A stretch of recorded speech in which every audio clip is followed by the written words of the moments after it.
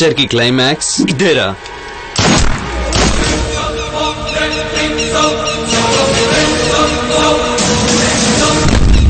అబ్బో అబ్బో అబ్బో, ఇంకా కుర్చీలో కూర్చోనైనా లేదు, అప్పుడే నీ గన్నకు పని పెట్టావే. నేనేం కావాలని చంపలేదు సార్. వాడు వెపన్స్ తో నా మీద అటాక్ చేయబోతుంటే ప్రాణరక్షణ కోసం తప్పనిసరి నేను కూడా. అంతొద్దు. సిన్సియర్ గా ఉండటం ఒక్కటే క్రైటీరియా కాదు, కామన్ సెన్స్ కూడా ఉండాలి. ఇంకెప్పుడు ఇలాంటి రిపీట్ చేయొద్దు. చేస్తాను సార్. కామన్ మ్యాన్ కి న్యాయం జరగడం కోసం రిపీటెడ్ గా చేస్తూనే ఉంటాను సార్. మనకి బుల్లెట్లు ఇచ్చింది భద్రంగా లాకర్లో దాచుకోమని కాదు సార్.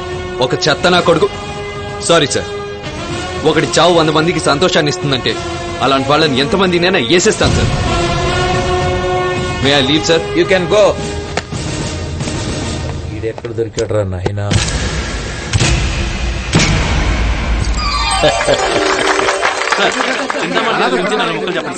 స్వచ్ఛమైన నిస్వార్థమైన రాజకీయ జీవితం గడిపే మా చింతామణి ఇలాంటి ఒక ఆర్గనైజేషన్ తన సొంత ఖర్చులతో స్టార్ట్ చేయడం, అది నా చేతుల మీదుగా ప్రారంభం అవడం నాకు మరీ ఆనందంగా ఉంది.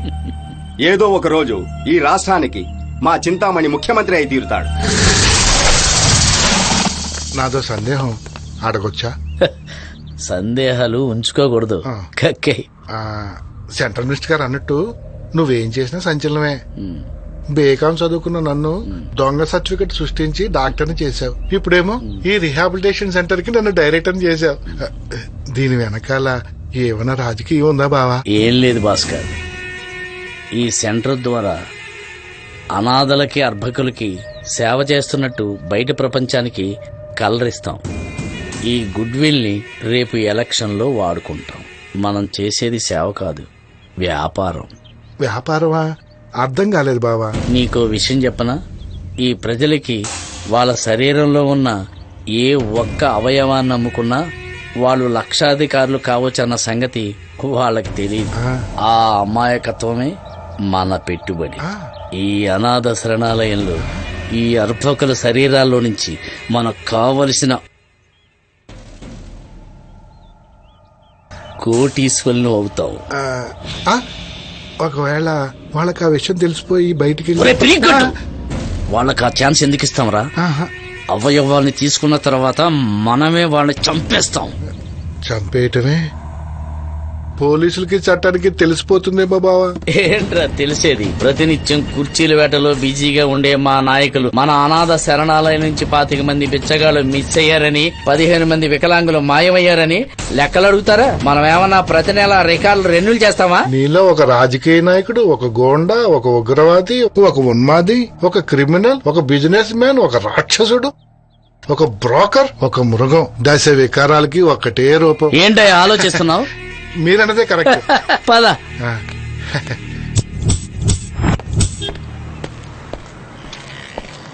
సార్ సార్ శ్రీరామ్ సార్, ఒక అనాథ శవం ప్లాట్ఫామ్ మీద పడి ఉంటే ఇప్పుడే గాంధీ మార్చల్లో పెట్టచ్చాను సార్. సిద్ధార్థ అనే కాలేజీ కుర్రాడు మీలాగే అనాథ శవాలకు అంతిమ సంస్కారం చేస్తుంటాడు. అతను ఇందాకే వచ్చాడు సార్. మీరు ఇక్కడే ఉండండి సార్, నేను వెళ్ళి తీసుకొస్తాను. సిద్ధు నారా, శ్రీరామ్ గారు వెయిట్ చేస్తున్నా. సిద్ధు, ఈయనే. తెలుసు, the great Sriram Srinivas sir. నా పేరు సిద్ధార్థ్. ఈ రోజు నాకు చాలా చాలా ఆనందంగా ఉంది సార్. న్యూస్ పేపర్లో, బుక్స్ లో మీ గురించి వచ్చిన ఆర్టికల్స్ అన్ని చదివి ఏదో నా వంతు సాయంగా ఈ అనాథ సవాల్కి అంతిమ సంస్కారం చేస్తున్నాను సార్. మీ ఇన్స్పిరేషన్ తో నేను IPS ప్రిపేర్ అవుతున్నాను సార్. నా ప్రతి మూమెంట్ మీ ఇన్విటేషనే. ఇది ఎగ్జాగరేషన్ కాదు సార్, నిజం.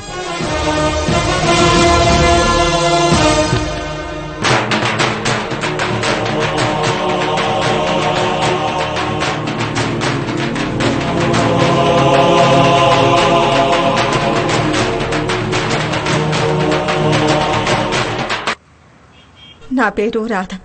ఈ అమ్మాయి నా కూతురు వాణి. మా అమ్మాయి నాతో చాలా సార్లు చెప్పింది తనని 4 అబ్బాయిలు వేధిస్తున్నారని, తనను చంపేస్తానని బెదిరిస్తున్నారని. వీళ్లే బాబా 4 కుర్రాళ్ళు. వారం రోజుల నుంచి నా కూతురు కనిపించడం లేదు. దయచేసి నా కూతుర్ని వెతికి పెట్టండి బాబు. అమ్మా మీరు ఏడవకండమ్మా, నా మాట వినండి ప్లీజ్. నేను చూసుకుంటానమ్మా. మీ కూతురికి ఏం కాదు, మీకు ఇంకేం భయం లేదు. ధైర్యంగా ఇంటికి వెళ్ళండి, అంతా నేను చూసుకుంటాను. అలాగే బాబు.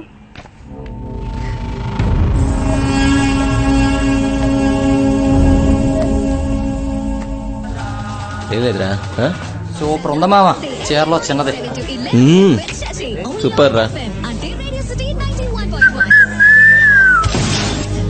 కొంచెం అర్జెంట్గా పార్సల్ చేయండి.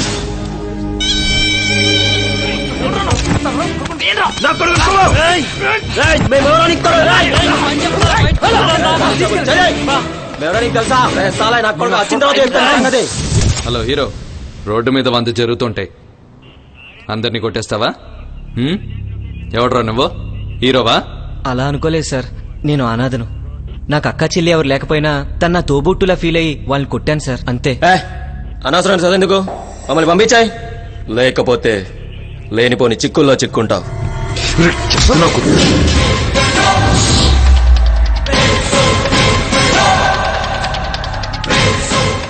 ఏరా, పొద్దునే డ్రగ్స్ తీసుకున్నారా? లేదు, హుక్కా సెంటర్ లో బాగా ఎంజాయ్ చేసి వస్తున్నాం. సిగ్గులేదరా? పొద్దునే ఎంత ధైర్యం రా నీకో? సార్, మా ధైర్యం నుండి ఫోన్ వచ్చింది. నీకు ధైర్యం ఉంటే మాట్లాడు.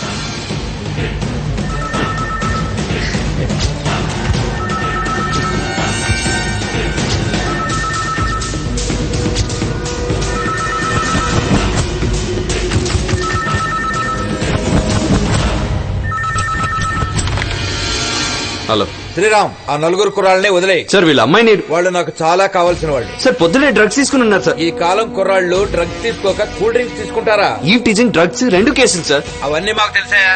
It's my order. Okay sir, వదిలే వదిలే. వదిలేస్తాను. Very good. ఓకే. వదిలే. రవి, ఈ ఎదవల్ని పంపించాయి. పదండ్రా, 4 ఆటోగ్రాఫ్లు పెట్టి చెక్కేద్దాం. రే, ముందు నువ్వు పెడతావా? పెట్టు. రే, ఏమా కీర్తన, నువ్వేంటి ఇలా వచ్చావు? వాళ్ళందరినీ ఎందుకు వదిలిపెడుతున్నావు అన్నయ్య? ఈ అమ్మాయితోనే సార్ వాళ్ళు అసభ్యంగా ప్రవర్తించింది. ఎవర్రా ఈ అబ్బాయి? మొన్న అనాథ అంతిమ సంస్కారం చేయడానికి వెళ్ళినప్పుడు నాకంటే ముందు ఆ శవాన్ని కలెక్ట్ చేసుకోవడానికి మార్చరీకి వచ్చాడని చెప్పాను కదమ్మా, ఆ హీరో ఇతను. అవునా? నా బిడ్డలాగా నువ్వు చిన్న వయసులో ఇంత ఉన్నతమైన ఆలోచనతో ఉన్నావంటే నిన్ను నేను కనకపోయినా ఈ క్షణం నుంచి నువ్వు నా బిడ్డవే. ఈరోజు కీర్తన్ని 4 కుర్రాళ్ళు బేకరీలో ఏడిపిస్తుంటే తనే సేవ్ చేసి. ఎవరు ముక్కు మొహం తెలియని అమ్మాయి కోసం ఇంత సాహసం చేశావంటే నీకు మేము ఏ జన్మలో రుణపడి ఉన్నామో ఏంటో. అందుకే దేవుడు నిన్ను మా దగ్గరికి పంపా. బా అమ్మా, నువ్వు మళ్ళీ దేవుడు జాతకాలు గ్రహబలాలని చిట్టాలు తీకు. సిద్ధు, కమ్యా, పైకి వెళ్ళి మాట్లాడుతున్నాం. ఈయనే మా నాన్నగారు. Very very soft person. 9 to 6 job చేసి ఇంటికొచ్చి పెళ్ళం బిడ్డలతో క్వాలిటీ టైం స్పెండ్ చేయాలనుకునే ఫ్యామిలీ హీరో. కమ్. మా అమ్మకేమో నేను కూడా మా నాన్నగారిలాగే 9 to 6 జాబ్ చేసి సాఫ్ట్గా ఉండాలని కోరుకుండేది. కానీ మా నాన్నగారికి మాత్రం నన్ను పోలీస్ ఆఫీసర్ చేయాలనే దృఢమైన సంకల్పం ఉండేది. ఆయనకి ఇన్స్పిరేషన్ ఈ మహానుభావుడు, ద గ్రేట్ ఎస్పీ చౌదరి గారు. మా నాన్నగారికి గురువు, దేవుడు అన్నీ. ఈయనలాగే నన్ను చూడాలనుకున్నారు. ఈయన అడుగుజాడల్లోనే నన్ను నడపాలనుకున్నారు. అలాగే తయారు చేశారు.